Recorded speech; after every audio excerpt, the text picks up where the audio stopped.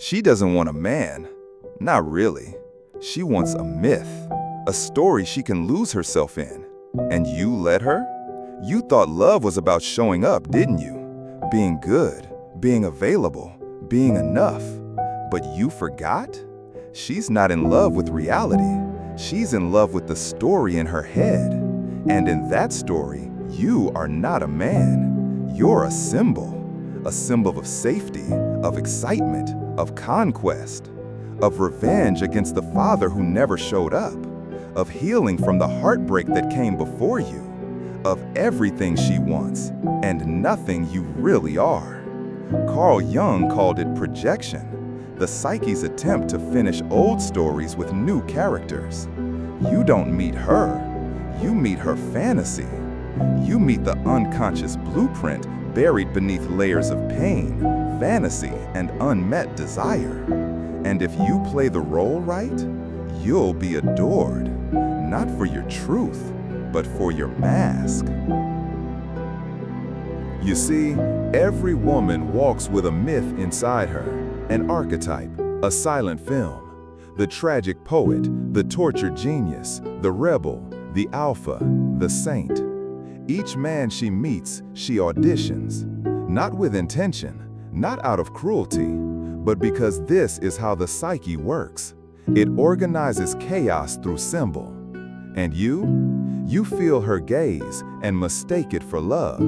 But it's not love, it's possession. She is not seeing you, she's casting you. And you become the actor so well that you forget you were once a man. You say yes when you mean no. You smile when you're tired. You listen when she criticizes you, not with curiosity, but with quiet obedience. And slowly, your fire dims. You give up your solitude. You betray your boundaries. You neglect your calling, all to her ideal, her fantasy, her projection of the one. But here's the truth. No woman respects the man she can mold, and no myth survives contact with reality. Because eventually, your mask slips. You forget the lines. You bleed. And when you do, she doesn't help you recover. She replaces you. Not because she's cruel, but because her myth demands it. You've broken character, and now the curtain must fall. In every woman lives the animus, her inner masculine. When undeveloped, it is not a guide, it is a tyrant, a judge, a critic, a false god. She becomes overtaken by an idealized vision of manhood, one stitched together by pop culture, broken dreams, and unmet wounds. And she projects this tyrant onto you.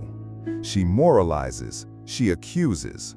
She expects omnipotence and punishes vulnerability. You were never her partner. You were her puppet. And she, unknowingly, was ruled by a ghost. Many of you believe being good will protect you. That if you're loyal, kind, supportive, she will stay. But this isn't about good or bad. It's about power, polarity, projection. A woman possessed by her animus doesn't want partnership. She wants submission. Not the healthy kind, but the quiet death of your masculine soul. And most of you hand it over willingly, because you were taught that approval is love, that harmony is safety, that self-sacrifice makes you worthy. But it doesn't. It just makes you easier to discard. One day it breaks. She pulls away, withdraws, criticizes more. You feel her love turning into disgust, and you don't understand why. You gave her everything, and still she left. But the truth is brutal. She didn't leave the man. She left the myth that stopped working. And now you face a choice. You can numb yourself, run to another woman, rehearse the same role, or you can walk into the fire. This is what Jung called individuation, Not becoming the man she wants, but becoming the man you truly are. It's a crucifixion of identity, a death of illusion, a rebirth of soul. And it's lonely. There's no applause, no hand to hold. You'll be called cold, toxic, selfish, because you no longer play the role. You speak your truth, even when it's ugly. You choose solitude over fake connection. You follow your purpose over her praise. And this terrifies the world, because they can't control a man who no longer seeks permission to exist. The goal is not to reject women, not to dominate, not to retaliate. It is to stop lying, to stop hiding, to stop begging for love through self-erasure. Because when you burn the script, you become dangerous, not to women, but to illusions. And only then will you attract a woman who is not ruled by myth, but who sees you, truly sees you, as a man, flawed, grounded, free. She will not worship you.